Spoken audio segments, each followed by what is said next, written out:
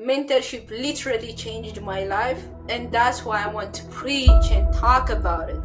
Because if you meet someone and they give you money, let's say $100, 200, even $1,000, they might say, oh, that's just something I have extra, and they can make it in a blink of an eye. There is no attachment, right? But when you invest your time and energy, that's never going to go back to you and say, you are worthy of my time. I'm going to spend my time and energy to empower you. That's a priceless gift, and we need to talk about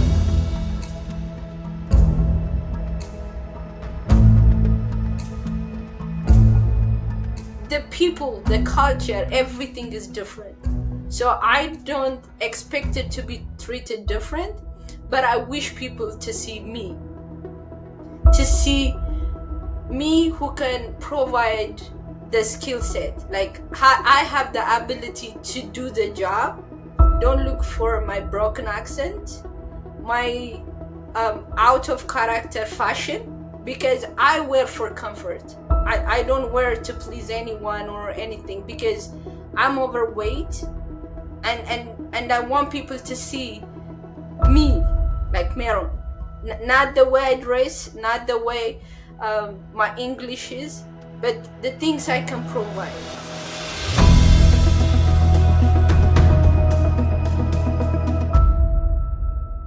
Again, happy to be on with you officially, talking about your journey, not only getting to the United States, but also through your career. What an amazing career, to be honest, when you talk about it, and how you're moving back into tech now, and making all the steps and integrating into the Microsoft community. So yeah, I'd love to hear from you. Start real quickly, if you don't mind, just for everybody, introducing yourself, and then yeah, just hear a little bit about kind of who you are and where you came from. Thank you, Bobby, for having me. Of My course. name is Meron Gebremedhin. I was born and raised in East Africa, Ethiopia. I have two brothers and two sisters.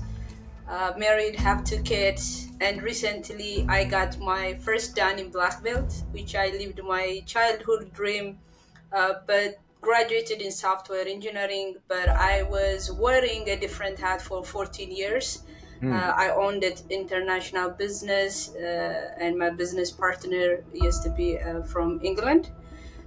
In 2017, I migrated to USA, and I'm trying to earn my stripes in the IT industry. I have been studying, working with mentorship.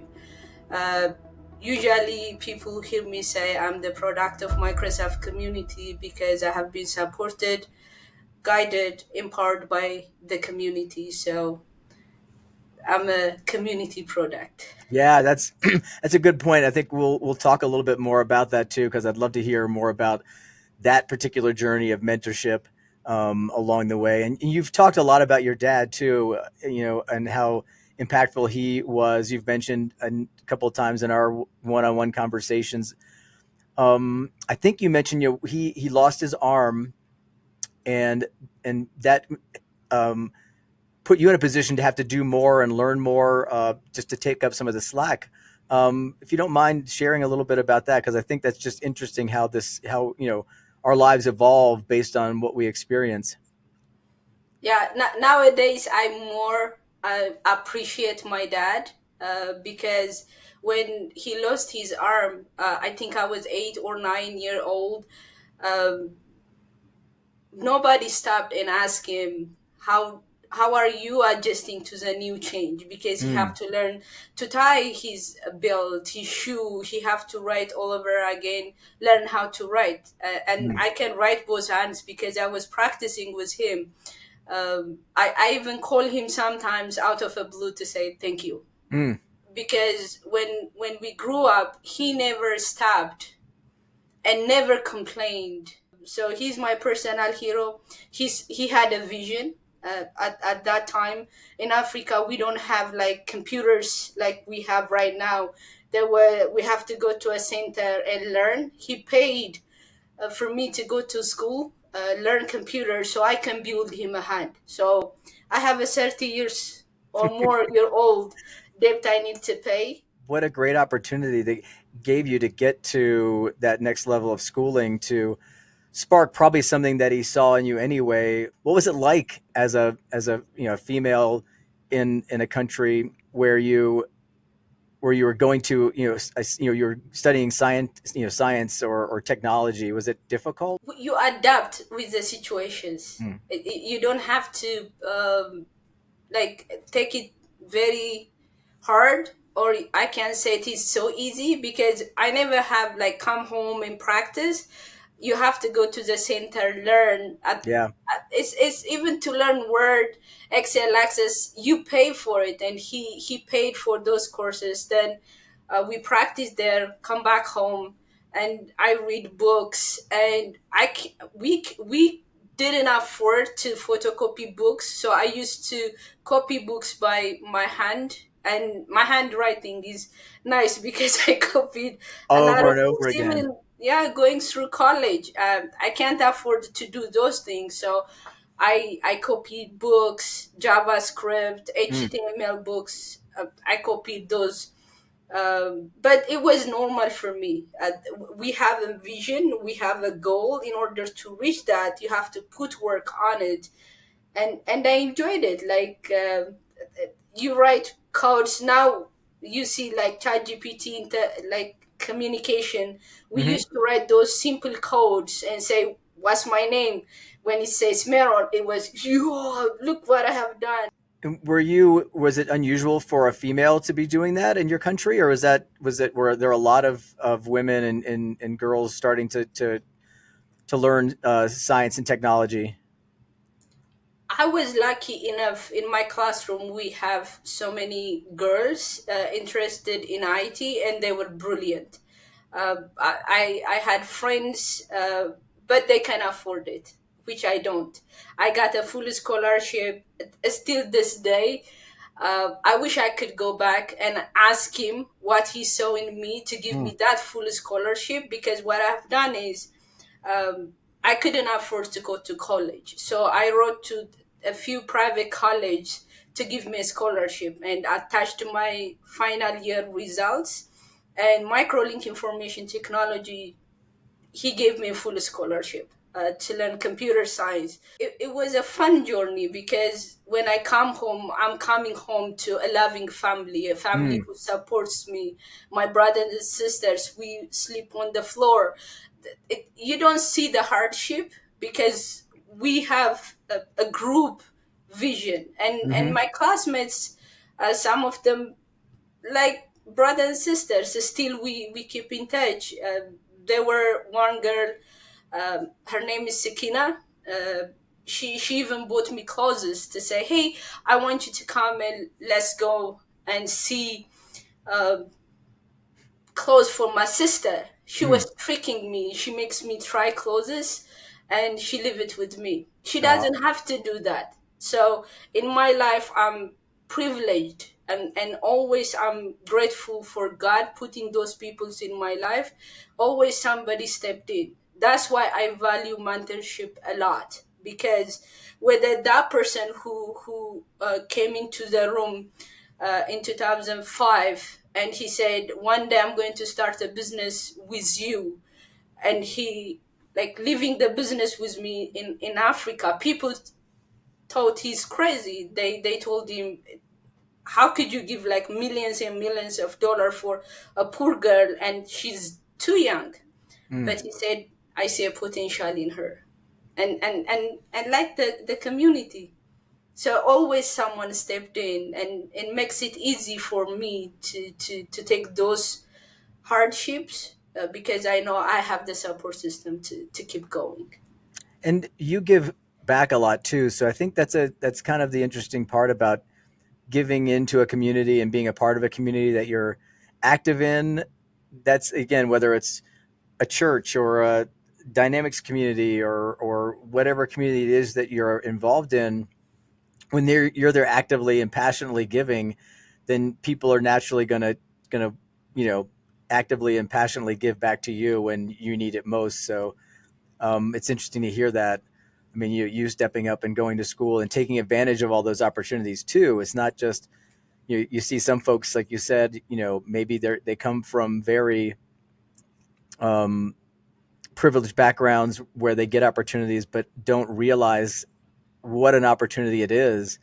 And when you're not as privileged, and this is truly a beacon to a person that says, "Hey, this is such an honor and a an opportunity for me to do something that you typically take more advantage of it, maybe."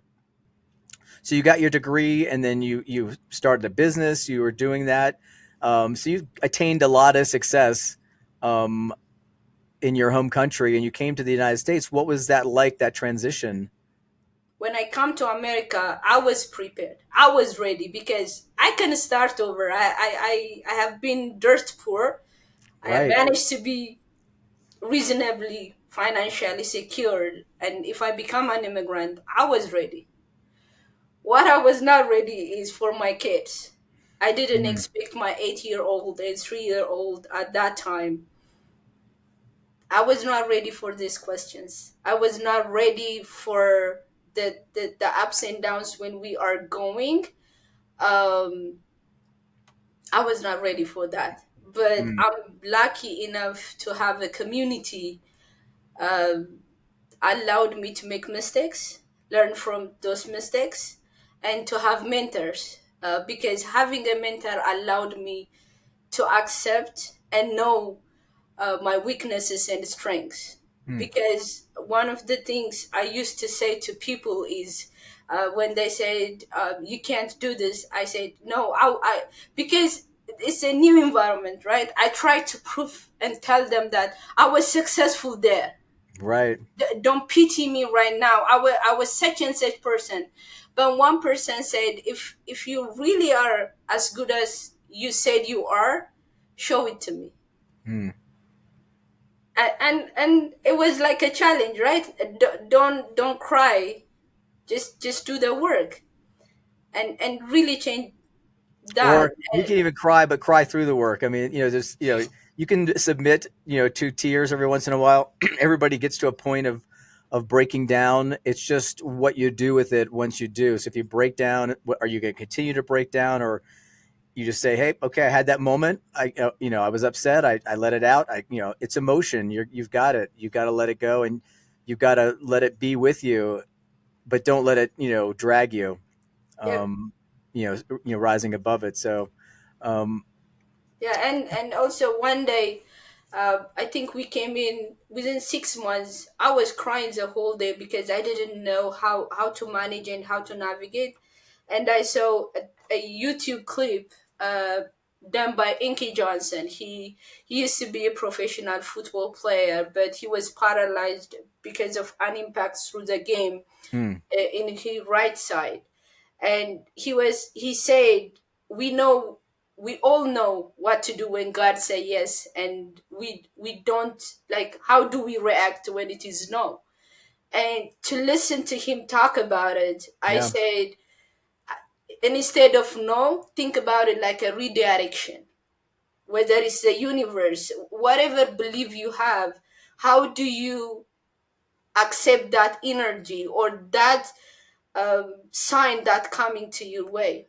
That yeah, really changed my perspective to say, mm-hmm, like it's not a failure, it's yeah. a challenge. How do you take it? How do you accept and just move on? You mentioned earlier, um, having mentors and people tell you, be direct, and a person has to be open. Were you open to that initially? Because it's tough to hear, like harder conversations, or tough words sometimes, and if you're not ready for them, you might not take them to value. You might feel offended or upset or mad or angry, whatever.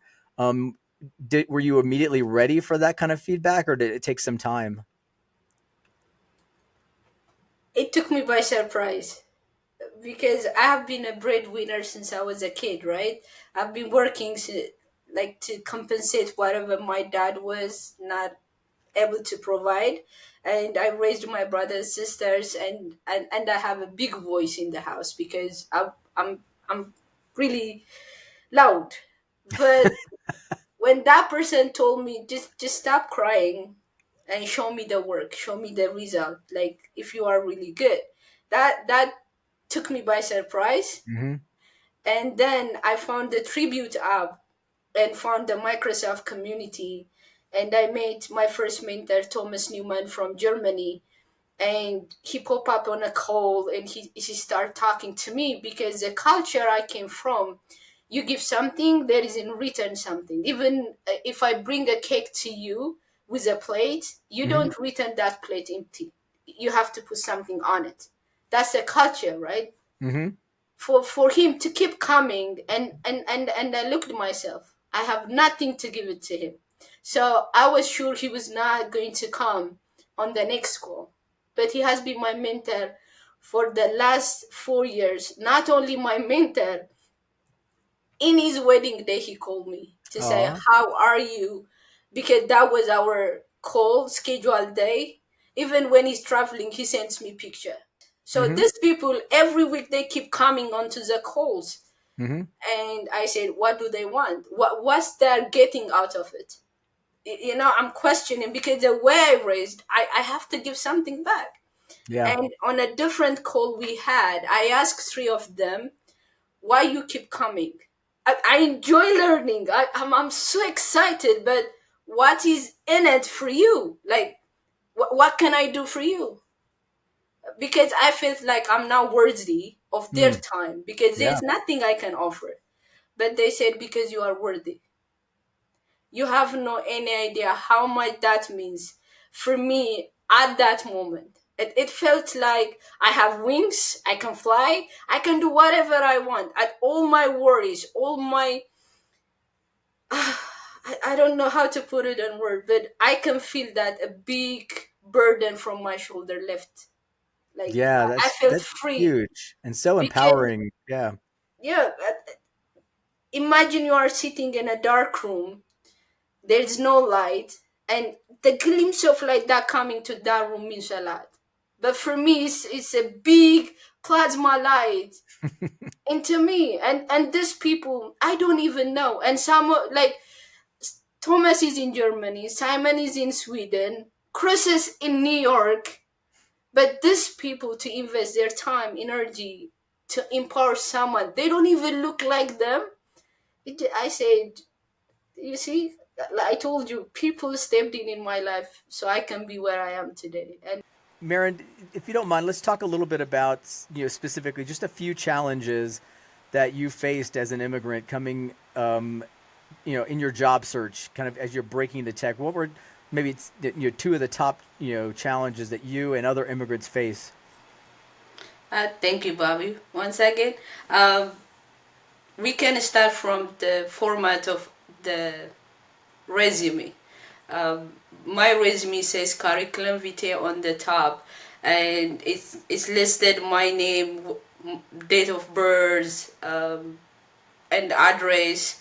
Then we list out a few things like education, but even the resume format is different. So finding people who can look into it and help you. So that's one of the challenge, curating your resume for the job. And the other one is interview. Tell me about yourself. Here is like selling yourself. My name is Meron Gebremedhin. I have 14 or more years work experience in computer science. I have worked on this successful project. This is what I've done. But back home, when they ask you, tell me about yourself, they want to know if you are grounded. Mm. So my answer is going to be, my name is Meron. I'm married, two kids. It's more showing them I'm not going anywhere. I'm here. This is the skill set I have. But Mm. here it's different. You are selling yourself the skill set, the experience, the challenges, your weaknesses and strengths. It's been 8 years since I left home, so I don't know what changed, but before that's how I used to answer. So most of the interview questions I failed because I didn't even know how to answer. Tell me about yourself. Mm. The other part is work experience. Even if I have a solid ground, I have a work experience a few years with United Nations. I have a work experience to run a multi-million dollar business for 14 years. It doesn't matter. When you come here, it's ground zero. This all work experience challenges how we approach our customers, clients, and our global fund, because most of the goods that bought was through global funding from USA, DFID, KfW from Germany. I have to go back and let them know we are changing this spec because of this. So all this work experience can be utilized here, but no, that it doesn't work that way. Mm. So when you start over, you need to find a company, you need to find a hiring manager who's going to believe and take risk on you. Yeah. Otherwise, that's why we have so many brilliant minds working on survival jobs. We have doctors, biomedical engineers. I know many people. I got a privilege to meet through Pathfinders who's not given an opportunity.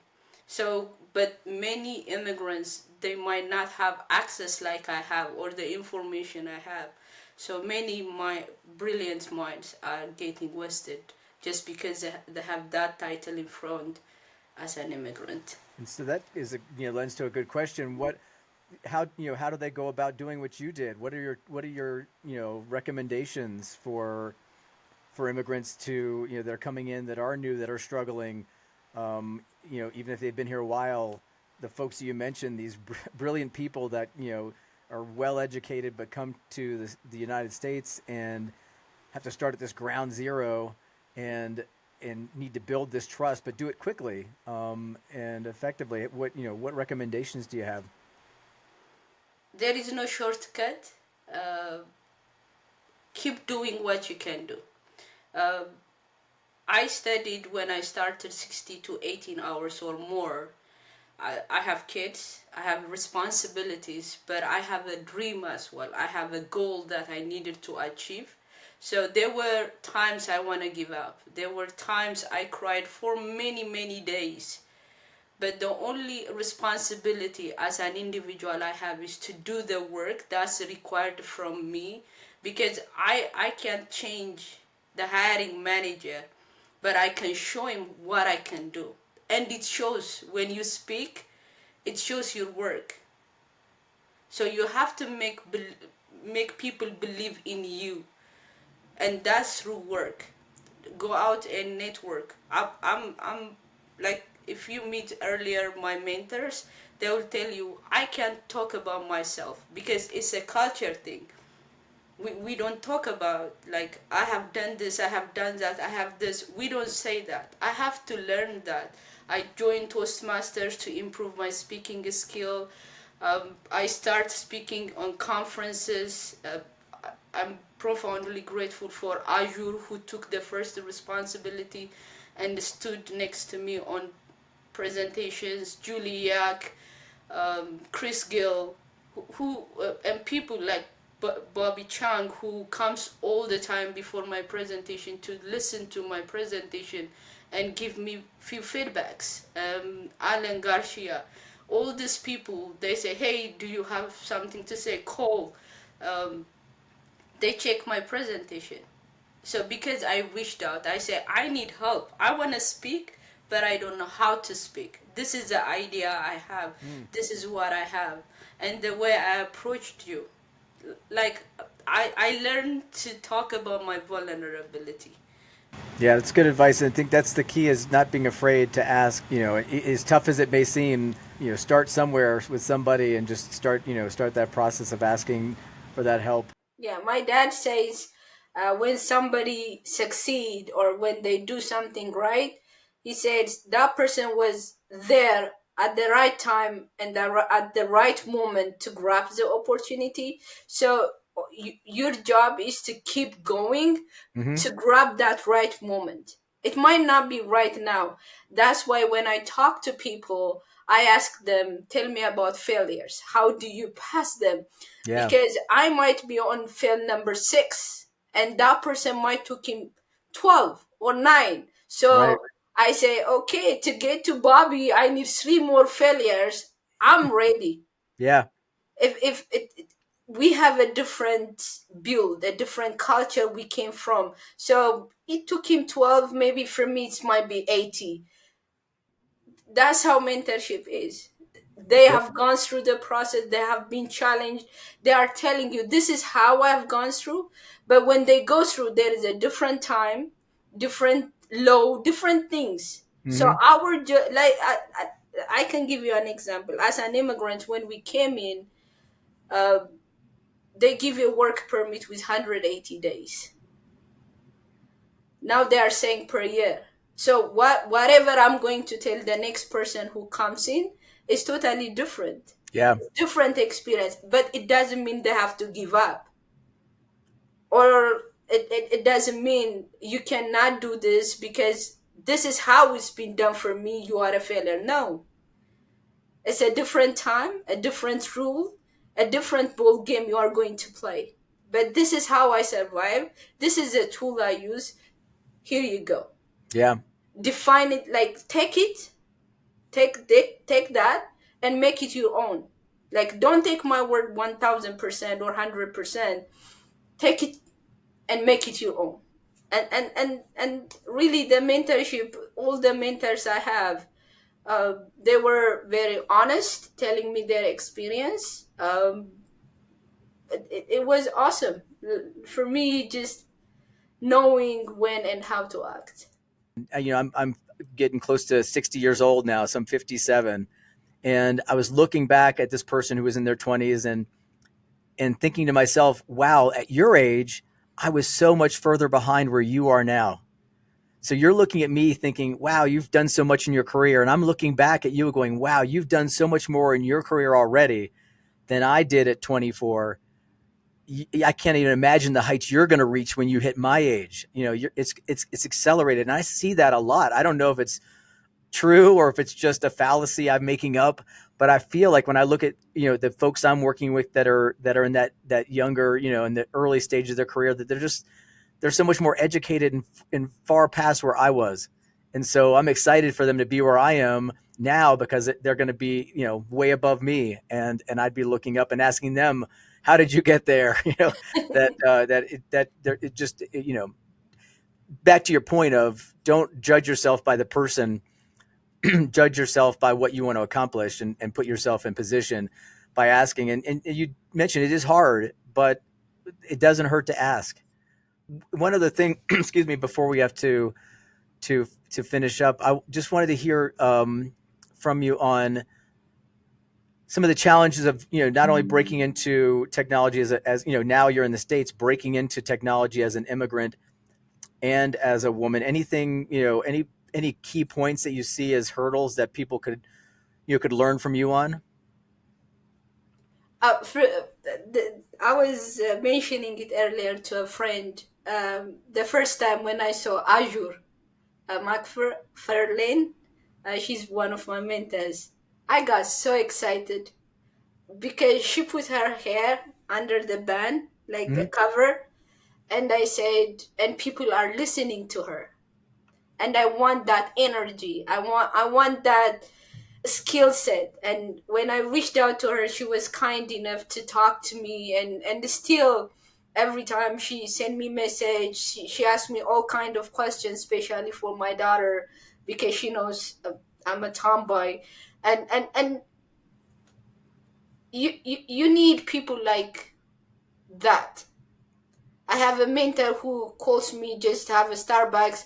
We sit next to each other, and having him there, it just makes me happy. He doesn't know anything about technology, and he's one of the first people I met when I come to USA.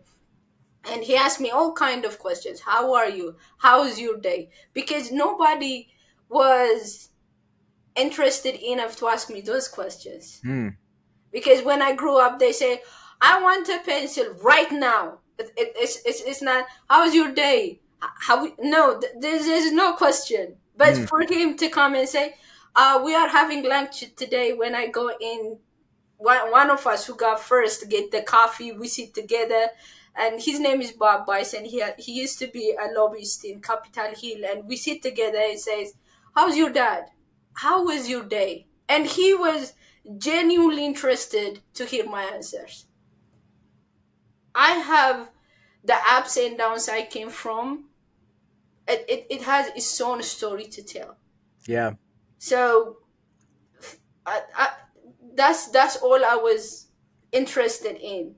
Like one person I interviewed for a job and told me I'm a bookworm because I have 16 or more Microsoft certification at that time. But what he didn't understand is I don't have a foundation. I need that to find that anchor. So for me, my entertainment is learning. Every time I meet my mentor, he's like with Chris Girl. We were trying to figure out Logic App. We ended up studying Power Platform together because in Azure platform there is a security score. When you're trying to fix it, takes you to Logic App, log analytics, and when you go there, it's the same structure as building Power Automate. So we said in order to understand these connectors, let's learn Power Platform, and we ended up being studying together. Now we speak together, right? So that's how you grow.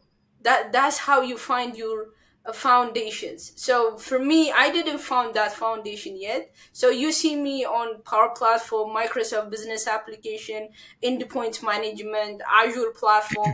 All the certification is for me is a kind of learning, entertaining myself, and I'm a work in progress. But if I found something that's going to make me anchor, I might do like just one thing. So for me, I just want people to see me and know I have the skill set to do the job and I have a lot to offer. I think that what you said there is really powerful, and it leans into really what diversity and inclusivity and equity really mean. It's not about giving unfair advantage to somebody.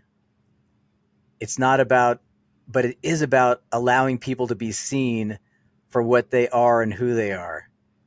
So Absolutely. that to me is just, I just wanted to make sure that that was, reiterated and so clear. It's not about that you said a broken language or how you dress or how tall you are or any of those things. It's about who you are and what you bring to the relationship wherever it is, at work and at home, and any of these places. So that's why these conversations are important, in my opinion, with all levels of diverse people and folks in the world, so that people can continue to learn and understand the core of a person and not what you immediately want to see and attach to.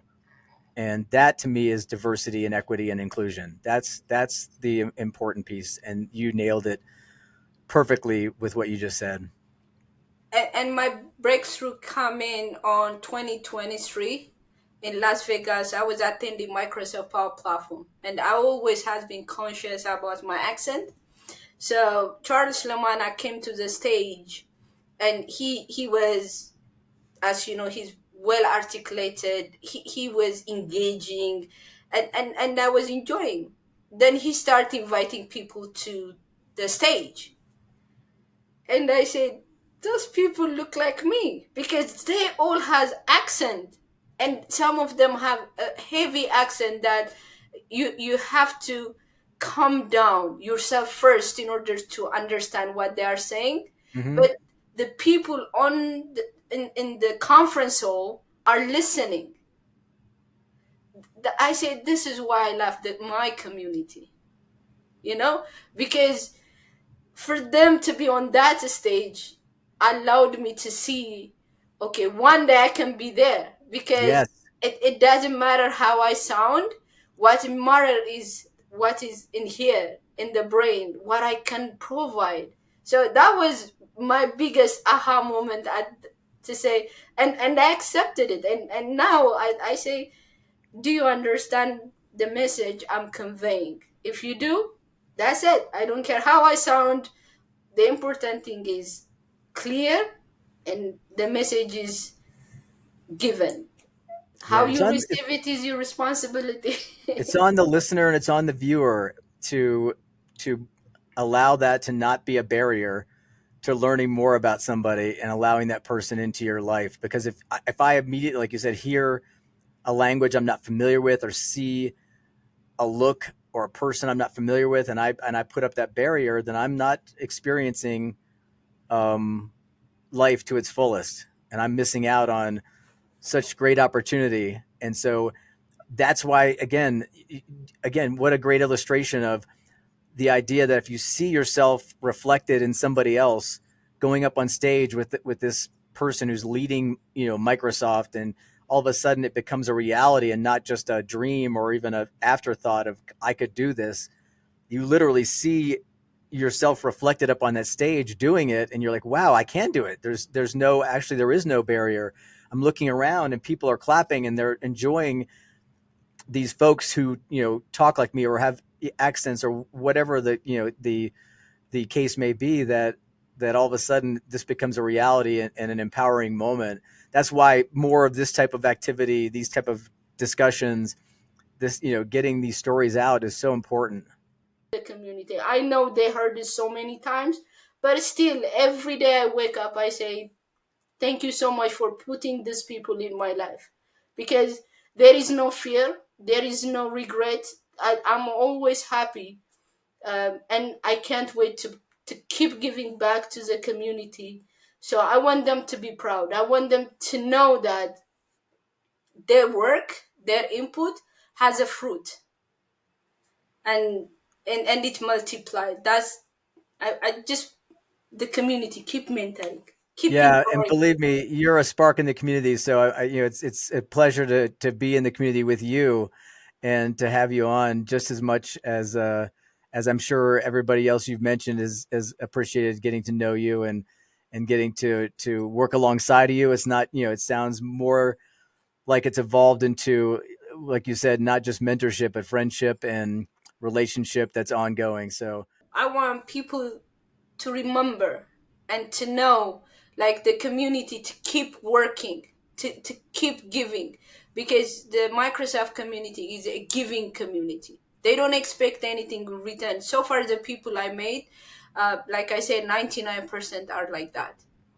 They want to give you, they want to empower you, they just want you to smile, have a good day, like have like, because they are helping you. If you if it's less burden, that yeah, makes them happy. And I was saying a lot of times, I want to know where you are drinking your water, because it feels magical to have people to have the same mindset and thought process of yeah, helping others. And when you see the community is million and millions of people, how do you get them to come together, have that service mentality? Because for me, it just, I want people to know, if you really need help, if you really need want to change, help is out there, and this is where you get it. That's all I do in my community, for them to come from higher position and level up with me so I can come up to their place. It just, every day it makes me smile and be happy, and I feel privileged to say thank you to the community. I know they heard it so many times, but still, every day I wake up, I say thank you so much for putting these people in my life. Because there is no fear, there is no regret. I'm always happy. And I can't wait to keep giving back to the community. So I want them to be proud. I want them to know that their work, their input has a fruit, and and it multiplied. That's I just the community keep mentoring, keep yeah, and empowering believe people. me, you're a spark in the community. So it's a pleasure to be in the community with you and to have you on just as much as I'm sure everybody else you've mentioned is appreciated getting to know you and getting to work alongside of you. It's not, it sounds more like it's evolved into, like you said, not just mentorship, but friendship and relationship that's ongoing. So that's just I think just a really sweet and perfect way to end our conversation. I appreciate you chatting about this and sharing your story on on the outlook for anybody, again, immigrant or not, just and how you can uplift yourself in a community, find your community, and don't be afraid to engage with the community. So thank you so much for being like all the community members yourself, being a beacon of hopes for people like me. Uh-huh. Uh, we all are a work in progress. Yes, we are. We will make mistakes, but tolerate with us, allow us to grow. Coming from different culture, different values and backgrounds, sometimes we might sound rude. It's because of the language. We have different tones in our language. The way we dress, it comes to culture and the way we have been raised. So, but at the end of the day, we want success. We want to be better than yesterday. We always seeking that the better version of ourselves. So if you saw me making mistakes, don't be afraid to stop me and correct me, because I want that mentorship. I want that guidance to continue. I receive from the community.